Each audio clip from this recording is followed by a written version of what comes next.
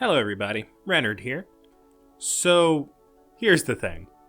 I have a lot of opinions and a lot of thoughts, and my friends are saying they're going to start cutting me off if I don't stop talking about my interest of the week every single time we want to go out. So, I figure what better thing to do than to just put it online and let that be my vent, for lack of better term. So I'm thinking about every Tuesday I'll put out a video about what I'm just thinking about in that given week. It's probably not going to be the most put together thing, not the most organized, but I'm going to do some editing to make sure that it doesn't all come out as some hour-long podcast at the very least. And, well, this week I want to talk about something relatively easy so that I can, get a grasp on how I'm going to be doing this. So I thought I want to tackle how absolutely brilliant George Lucas was in one aspect, and that would be in his lightsaber duels. Now, I'm not going to be talking about the choreography because he's not the one who did that. I'm sure he had a hand in it, but he got professional choreographers. But the thing about all of the lightsaber duels that he put into his movies is that none of them, not a single one from episode 1 through 6, were an actual total victory for the good guys. Every single one of them, in some way, shape, or form, was a loss. Now, you want some proof? Let's run through them. First off, we've got the little skirmish that Darth Maul and Qui-Gon had towards the middle of The Phantom Menace. Now, that didn't really count as a victory or a loss. It was more like Qui-Gon managing to get away. But it was really a hold-off and a teaser for what would happen at the end of the movie. Because at the end, Darth Maul kills Qui-Gon. And yes, Obi-Wan does in fact kill Darth Maul in return. But it's pretty much been confirmed by everyone who has ever worked with George Lucas that Qui-Gon was the parent that Anakin actually needed. So even though on the surface level, it seems like it was technically a victory for the Jedi, in the end, that was almost the moment that everything went wrong. If Obi-Wan had died and Qui-Gon had lived, he would have taken Anakin, he would have been the parent that he needed, and Anakin would have never turned to the dark side. Which means that even though it certainly wasn't Palpatine's idea at the time, what he did, sending Maul to kill Qui-Gon successfully, even if he lost Maul in the process, he ended up getting what he wanted. That's already one loss, even though technically speaking, they might have won the fight. Then you go to Attack of the Clones, which doesn't have too many lightsaber fights. It's really only the one in the end with Count Dooku, and that also comes out as a draw for all intents and purposes. Yoda basically got distracted, Anakin got his hand cut off, Obi-Wan was knocked out, and Count Dooku got away, and the Clone Wars started. Then you get to Episode 3. We've got chock full of all kinds of lightsaber fights. We've got Anakin and Obi-Wan versus Count Dooku again. However, this is the moment where we see that Palpatine has a very strong sway over Anakin. He knows he shouldn't kill Count Dooku. He says so out loud. But then Palpatine, pushing him relatively little, manages to convince Anakin to behead him when no one's looking. Which shows that, Palpatine has control over Anakin to a certain extent. He knows how to push him. He knows how to work him. And it's clear throughout the film, he knows how to do a lot better than any of the Jedi, even Obi-Wan. Then you get Obi-Wan versus Grievous. Now, technically speaking, the fight itself is somewhat irrelevant to the overall plans. But, if anything, Obi-Wan was basically the only one who really could have stopped Anakin from turning to the dark side at that moment. But sending him to take care of Grievous instead of Anakin, or basically any other Jedi Master, meant that the one connection he had within the Jedi Order that was unswayed, uncolored, uncorrupted by everything that was happening, well, the existence of the fight itself meant that Anakin basically had no one to turn to, except for Padme, who he was afraid for, and Palpatine, who, as we mentioned before, can work him pretty well. Then we get Palpatine versus Yoda, which I think we all know how that ends up. Yoda loses, effectively, And we all know that they fight within the Senate room to represent the entirety of the galaxy, which is why Palpatine controls the galaxy after the fact. But that one's not even a surface level win, that's just a loss, plain and simple. And then we do get a surface level win, Obi-Wan versus Anakin. Except this was the last moment Anakin could have turned back from the dark side. This was the last moment that it was ever possible from Obi-Wan's perspective. And instead he screws it up, and because the fight goes on, he ends up at the time thinking that he kills Anakin, but at the very least diminishes him. And to a degree, he actually made it so that the greater evil remained in power. Because while yes, Anakin was turning to the dark side, he would have grown to be more and more powerful, more and more evil. Palpatine was the smart one. He was the one that knew how to put things together without just using physical force. Anakin, throughout the entirety of the movies, and pretty much every single one of the extended universe stuff, both in Legends and canon, is shown to be relatively simple and straightforward in terms of his strategies. He tries the dumbest thing most of the time, but only because the dumbest thing is the thing that's unexpected, and he ends up being the one person in the entirety of the galaxy who can actually do it. So, him running a 20-year empire on his own likely wouldn't have, at the very least, gone the same way as if Palpatine did it. And maybe even the fact that he remained alive and in power would at the very least give Padme the opportunity to talk to him a bit more, or Obi-Wan, and, well, the Empire wouldn't have been as bad as it ended up being. Because while I don't see that Anakin really cares about stopping a planet from being blown up, I don't think he would have gone with the actual plan to create this big super weapon when he's around. And we see him as Darth Vader, even he doesn't really think the Death Star is really this grand thing that he really should be caring about. He says so himself, it's minuscule in comparison to the power of the Force. So at the very least, the Death Star likely wouldn't have been built.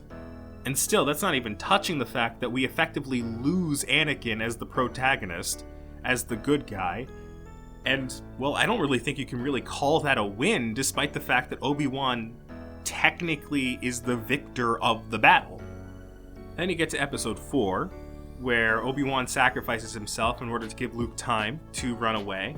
At the very least, this one is more of a symbolic victory than the others were. However, we still end up losing Obi-Wan as a physical presence that is able to train Luke. So, not exactly a total win, is it? Then we get to Empire Strikes Back, the only fight in that one between Luke and Darth Vader.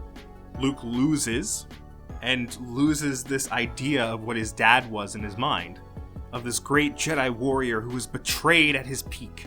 And clearly, this affects him. I don't really think I have to get too much into how this ends up being a bit of a loss rather than a win, because it ends up being a total loss. Luke loses not just the fight, but basically everything he thought he was fighting for. Obi-Wan lied to him, his father was an evil man still alive, and he thought he was getting better and good enough to fight Vader, and he just isn't. And you can see why Yoda thought, if you go to fight this fight, you are not coming back the same. You are not coming back better. But it turns out Yoda was kind of wrong. Luke went through the fight, went through the experience, thought it through, and turned out the better for it. Now that's an entirely different conversation. I could go on for days about the character development of Luke Skywalker, because my goodness, is that terrific. I'll probably make that another episode of this. And then we get to Return of the Jedi, where these two have a rematch. And Luke comes out the quote-unquote victor of the fight, but that was Palpatine's plan. Palpatine wanted him to fight. Palpatine wanted him to get angry and turn to the dark side in order to beat Vader. Now, it ends up not going the way that Palpatine wanted, but the plan in and of itself was technically a success. But yes, this is the one fight where the good guy wins both physically and spiritually. However, the plan in and of itself was for him to win. So while definitely not going as wrong as Palpatine hoped it would go, it still was technically a victory that was planned for by Palpatine. And one stray thought, one bad movement could have made it go the complete wrong direction. And this is kind of what's brilliant about all of the lightsaber fights in the original 6 Star Wars movies, because none of them really are to push forward the goals of the main characters. Every single time a good guy comes out the victor, it is a fight in self-defense. Obi-Wan was basically just trying to survive the fight against Darth Maul. Yes, he went in blades swinging, but, well, he ended up in the pit for a couple seconds there through that. And after that, it was basically just a matter of self-defense. Obi-Wan was basically defending himself and Padme from Anakin on Mustafar. Obi-Wan was defending Luke from Vader. And Luke is trying, at the very least, for most of the fight, to redeem his father. He's not trying to, literally defeat him in action and kill him and stop his evil. He's trying to make it so that his father can come back to good. And when he ends up being aggressive, when he ends up trying to kill Vader, we see that that is Palpatine's plan. That's the dark side's plan. And he turns against that, and he throws away his weapon.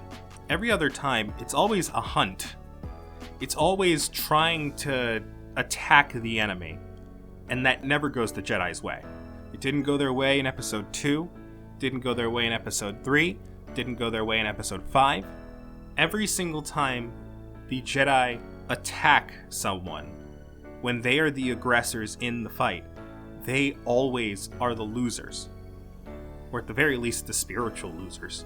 It's when they're defending, or when they're trying to redeem someone, or trying to just stay alive, that's when they end up winning. And I think that's a great reflection on the overall philosophy of George Lucas within the movies, because as we see, Yoda says a Jedi uses the Force not for attack, but for defense, for learning. And when they defend, when they preserve, when they learn, that is when they win. The entire set of movies works to bring that forward. Now, that doesn't necessarily mean that every single time the good guys are attacking that it goes badly for them, or that it's undeserved. But generally speaking, when the good guys are attacking something, it is in the defense of something else. But when they're attacking Count Dooku, they're not defending anyone. The only people there are the Jedi. They're just attacking. When Luke goes after Vader in Cloud City, who's he defending from Vader? No one. I mean, he could have just gone after Leia and basically helped her try to get Han back. Mind you, wouldn't have been the easiest trip. But R2-D2 managed to reconnect with them, so I don't see why Luke couldn't. But instead, he was following the feeling, trying to go after Vader. And then look what happened to him. And you can say that Yoda was trying to defend the galaxy from Sidious, but the galaxy already gave in to him. Sidious had won. He was the Galactic Emperor now. They had embraced him. There was nothing to defend anymore. At that point, it's just an attack. And, well, we see how that went for him. It's just a great commentary on the overall philosophy of the Jedi within the movies, and I think it goes underrepresented. Now, I'm not going to talk about the sequels because, while they have their merits, at the very least, we can all agree it wasn't created with one united vision, the same way the original trilogy and the prequels were. So, speaking of a united philosophy within the sequel trilogy, isn't going to work. But within the original 6, it's really clever how everything ends up being exactly the way the Jedi are supposed to be, where when they attack, they fail, and when they defend, they win. But yeah, that's my rant on this. Tell me if this is the sort of thing that you might actually like to hear more of. I've got way too many opinions. Plus, worst case scenario, it's something to fill Tuesday with. And it doesn't have to be just about Star Wars, though I think the first few probably will be. But I've got ideas on a lot of different things. Hope y'all enjoyed it. If you did, like, comment, subscribe, all the stuff that you do with whatever videos you do like. And have a good one.